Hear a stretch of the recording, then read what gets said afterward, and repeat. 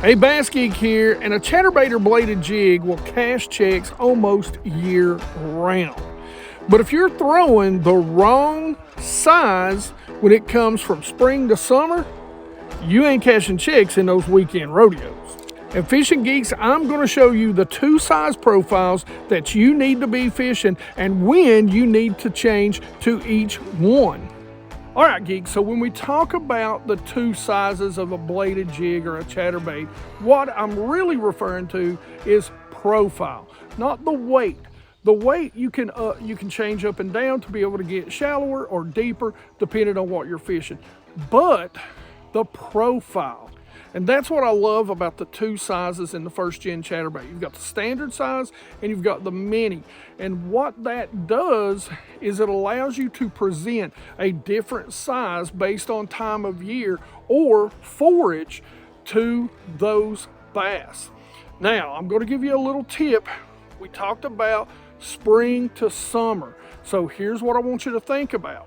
So when I'm fishing a bladed jig during the spring, from pre-spawn all the way through to post-spawn, all the way into shad and bluegill spawn, I'm fishing the standard size because all the bait fish are going to be the bait fish that are about to spawn or that have spawned right in that time frame. So they're going to be most of the time the bigger shad in the lake. Now, once we move out, once we start getting into that summer, the grass starts getting a little shallower, or if you're around some boat docks and that sort of stuff, and that's where you like to fish a bladed jig. Now, when you start seeing those shad fry or those bluegill fry, that's when, and for me, most of the time, it's right around the end of June and into July. For you, it could be as early as late May, early July, or it could be even later than that if you're up north. But that's when I'm going to downsize to that mini, because now those bass, when those fry hatch, they really key in on those stupid young fry, whether they be bluegill or whether they be shad, because look, they're newborns, they're dumb, so they're easy prey. And that's when you're going to catch your bigger, better bass, is when you're targeting those with those minis. Now let me show you a little bit about the two that I like to use. Now when we talk about profile, I want to make sure we're not talking about weight, right? So we're not talking about the specific weight. We're talking about size profile when it comes to these chatterbaits. So the two that I've really been throwing is the Copperhead and the Copperhead Mini from First Gen Fishing. Now I'm going to show you a little bit of what sets this chatterbait or bladed jig apart from all the rest. So the first thing I'm going to show you is the two profile sizes. This is the mini, and you can tell very much smaller blade on this. A little bit smaller hook, a little bit shorter skirt. You can see the differences in profile all the way around. Now, this is the standard Copperhead, and this is going to have your bigger blade. It's going to have a little bit longer hook, and it's going to have just a little bit bigger profile. Now, let me talk about the features that are included in both of these. So what really sets either the standard or the mini apart is this. It's one of the loudest bladed jigs on the market, and one of the reasons is because of the head, and there's two embedded BBs in here. So when that blade goes back and forth, it is really beating off those BBs. So a very unique sound. The head is wide, makes it very easy to skip under docks and around, under brush, anything you want to skip it around. So one of the complaints about the Copperhead that I had heard on previous videos that I'd done was that because it was not direct connected, it was riding a little bit higher in the water column, so it fished shallow.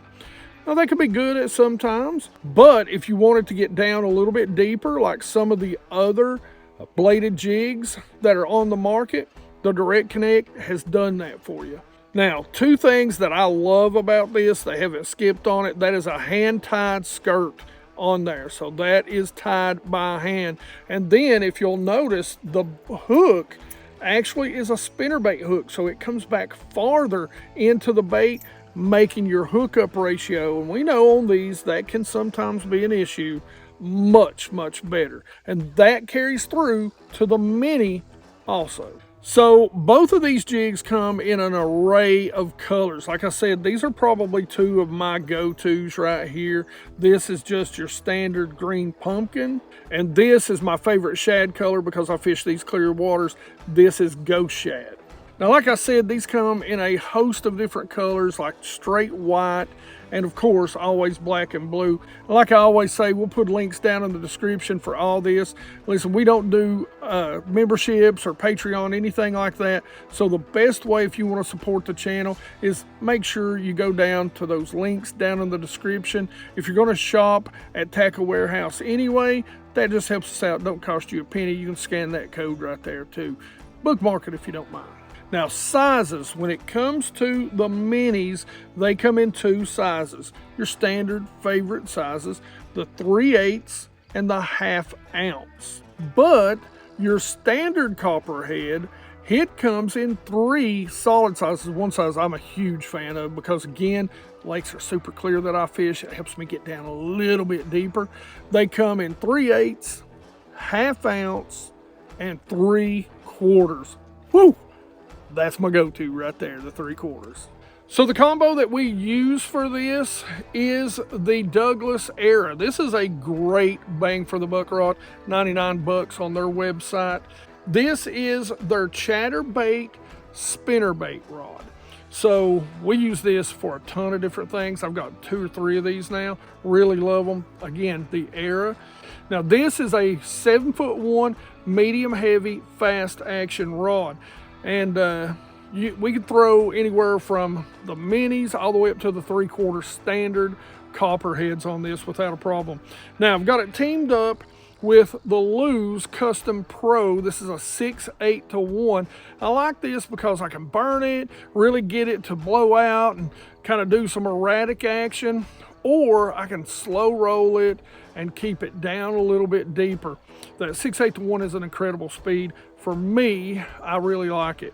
As far as line goes, when it comes to line, I'm always going to use K9 Pro 100. That Pro 100 is their 100% fluorocarbon, and I'm going to use anywhere from, depending on how deep I need to get it, I might even go down to 8. I wouldn't recommend that. 10 to 15 pound test. All right, geeks, let's talk about retrieves. Now, there's a ton of different ways to retrieve them. You geeks know this. I'm going to give you the 3 that I like the most.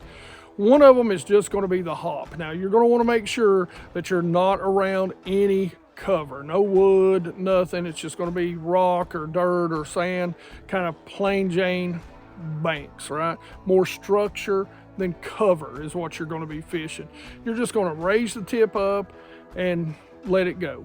So the other is really just going to be throw it out there, sink it to the bottom, and just slow roll it. Every once in a while I might give it a twitch of the rod tip or a stop and go, but I'm just not going to pause it for very long. I'm just covering water with it. Last is going to be the burn. Right, so I'm going to throw that bait out there, probably going to be fishing it really shallow or over some shallow grass or brush, and I'm just going to crank it as fast as I can to where it comes up to the surface, maybe hits the surface, but we don't want it blowing out, right? So we're just going to bring it in. Now, the great thing about these, both of them, the mini and the standard, they friggin' skip amazing. Other than that, when it comes to hook set, you know what it is. Just kind of a 45, get that hook set. They've got good, strong hooks in them, and get that bass to the boat. Now, little tip.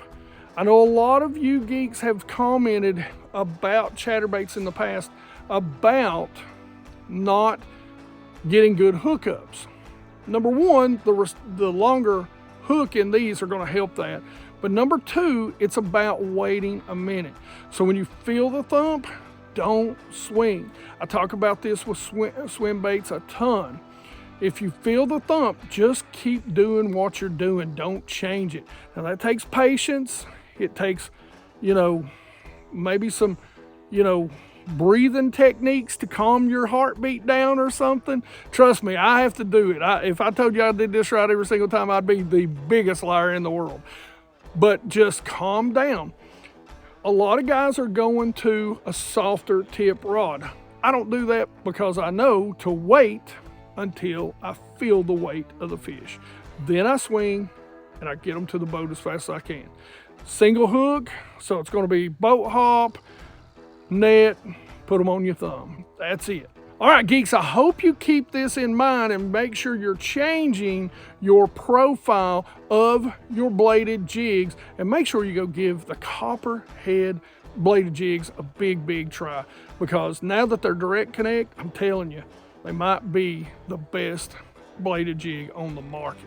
Now, we did a video a lot like this for a bait that I love, and it's going to work definitely in the post spawn and after all the shad and bluegill have spawned and they've all moved offshore. And that's the jaw dropper and the scope jaw. Now, don't let the name scope jaw cloud your mind, because what that really is just the jaw dropper as an underspin. So both of those baits have this incredible arch style walk. You need to go check that video out right here. Otherwise, questions and comments in the comments section below. Like it if you like it. Don't forget to subscribe. Make sure you ring the bell. Be part of the 100% Watch Squad. And you geeks rock.